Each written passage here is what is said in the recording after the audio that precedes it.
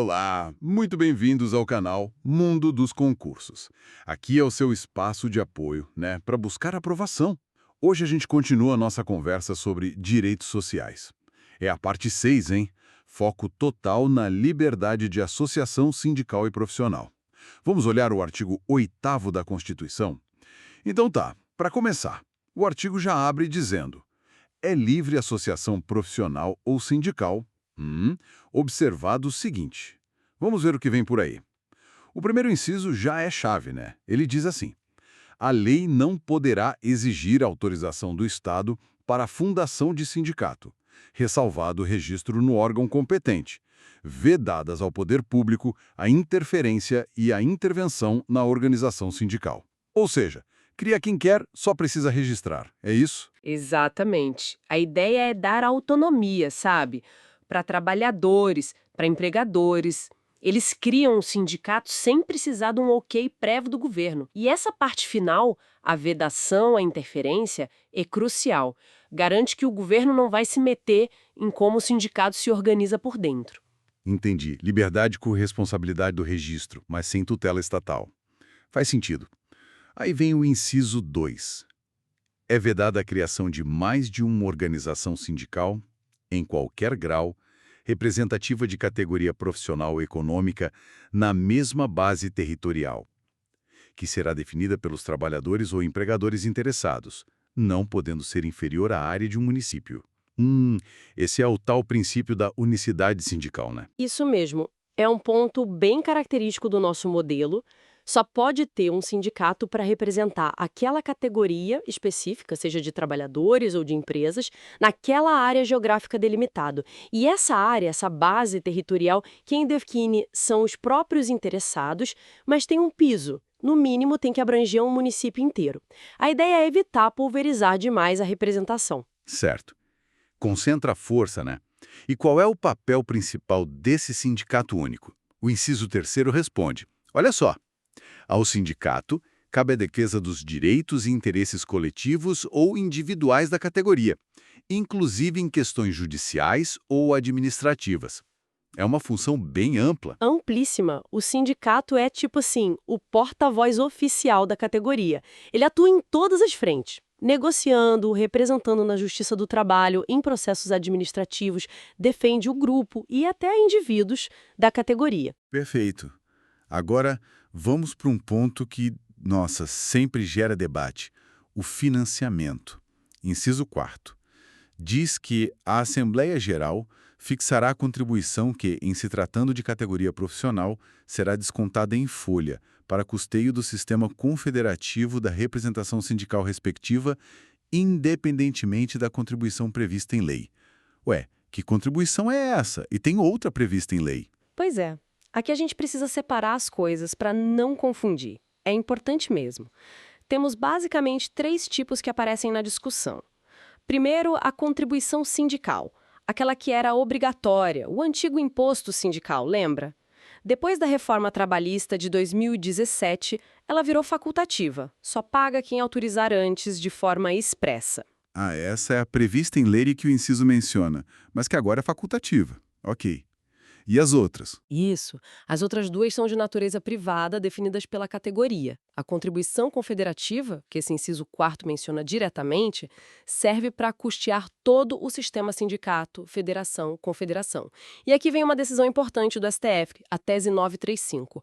O Supremo disse que ela pode sim ser cobrada de quem não é sindicalizado. Opa, mesmo de quem não é filiado? Sim, mas, e esse mais é fundamental, desde que seja garantido o direito de oposição. A pessoa tem que poder dizer não quero pagar. Entendi. E a terceira? A terceira é a contribuição assistencial. Também é privada, definida em assembleia, e geralmente é para bancar os custos das negociações coletivas, assistência jurídica, essas coisas. E o STF, numa decisão mais recente, aplicou um raciocínio parecido. Pode ser cobrada de todo mundo da categoria, filiado ou não, se estiver prevista em acordo ou convenção coletiva e, de novo, se for garantido o direito de oposição. Muita informação importante aí sobre as contribuições, e isso se conecta diretamente com o próximo inciso, o V, que afirma: ninguém será obrigado a filiar-se ou a manter-se filiado a sindicato. Como fica essa liberdade total de não se filiar com a possibilidade de cobrar contribuição de não filiado, mesmo com direito de oposição.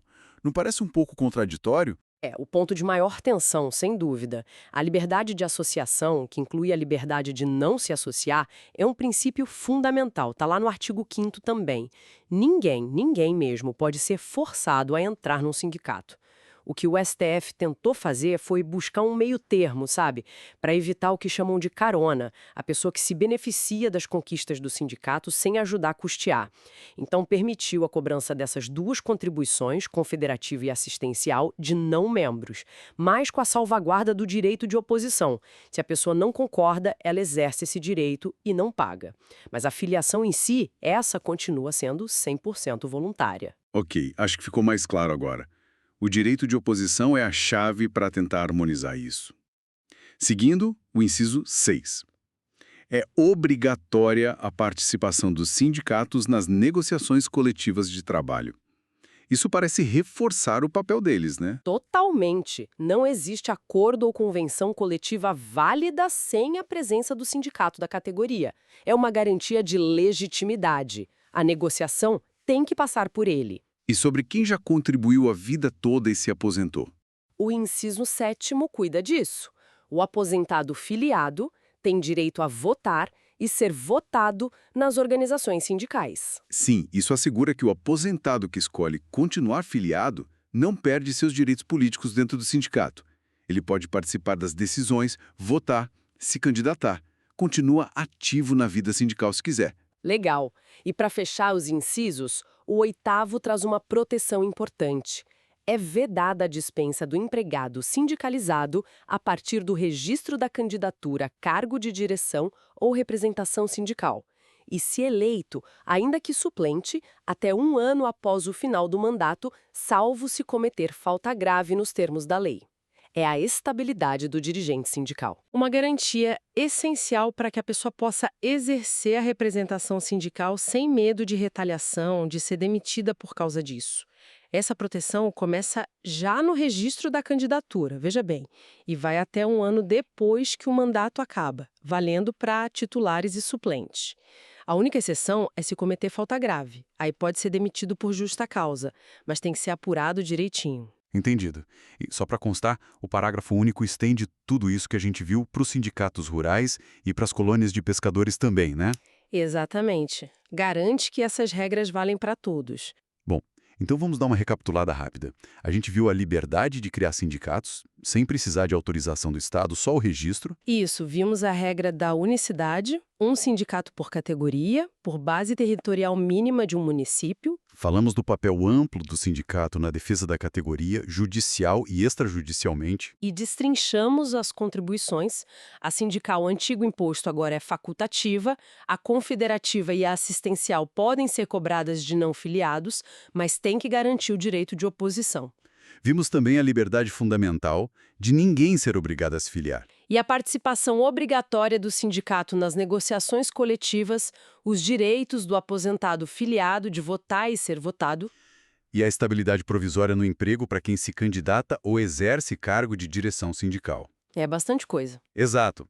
O artigo 8º monta um quadro complexo tentando equilibrar a força da representação coletiva com a liberdade individual e a proteção contra retaliações. E as decisões do STF sobre as contribuições adicionam uma camada extra a essa dinâmica toda. Fica, então, aquela reflexão, né? Como é que o sistema sindical consegue se manter financeiramente para ser forte e representar bem a categoria, ao mesmo tempo em que se respeita totalmente a liberdade de cada um de querer ou não contribuir usando o direito de oposição? É um equilíbrio delicado, sem dúvida. Bom, esperamos que essa análise detalhada aqui da liberdade de associação sindical e profissional, a parte 6 dos direitos sociais, tenha ajudado nos seus estudos.